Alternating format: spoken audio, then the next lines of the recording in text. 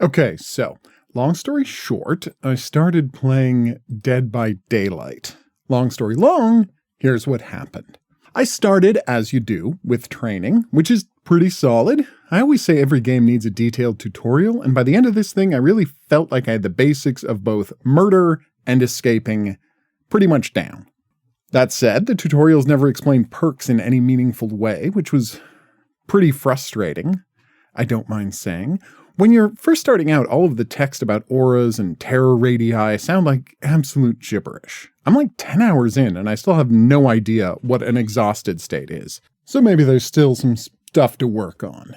After a frankly embarrassing performance in the bot matches, seriously, I had to play the survivor twice because the bot hunter managed to murder me. I finally jumped into a real game. Naturally, I played as the hunter.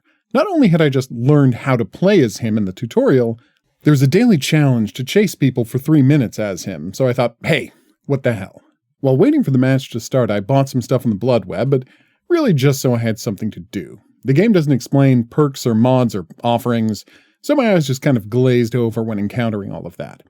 Gotta say, playing as a killer against real people is legit disorienting at first. Having to constantly spin to look for traces of the survivors you're chasing takes a lot of getting used to, and I consider myself lucky that I'm not prone to motion sickness. I also had a devil of a time figuring out what my character's reach was. I kept whiffing my attacks when I was sure I was close enough. Overall, it wasn't a terrible game. I hooked people 5 times without managing to kill anybody. I did trap a bunch of people in bear traps, but really, all I can say about the game is that I managed to follow people for the 3 minutes necessary to get my daily challenge before they all made it out the door. Chasing those delicious daily challenge blood points, I next tried out the Doctor. Turns out that when I first bought the game 6 years ago, it was in a bundle that came with the Doctor, Michael Myers, and something called Flesh and Mud, which might be a Swamp Witch? I haven't played that yet, so I'm not sure.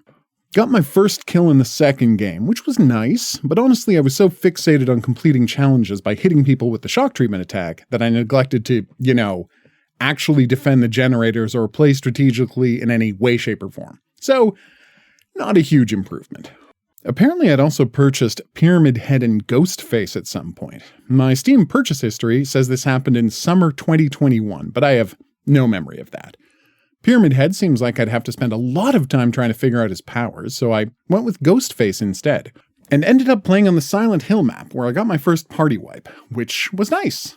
I think that was more down to the team just being as new at the game as I was, so they all failed to heal each other. Every time I lost track of somebody, I just had to stop moving for a second and listen for their pained screams. Then I spent a day playing as a survivor, which went just terribly. Most of the time was spent on the Haddonfield map, where I consistently failed to even find the generators.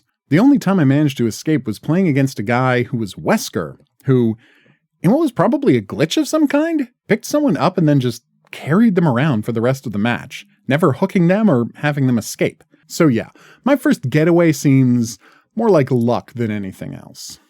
Then it was back to killing, and after a couple of mediocre attempts at Ghostface, I realized that I fundamentally didn't enjoy crouching and sneaking around, so I switched over to my spirit animal, Michael Myers, hoping that that would be my groove.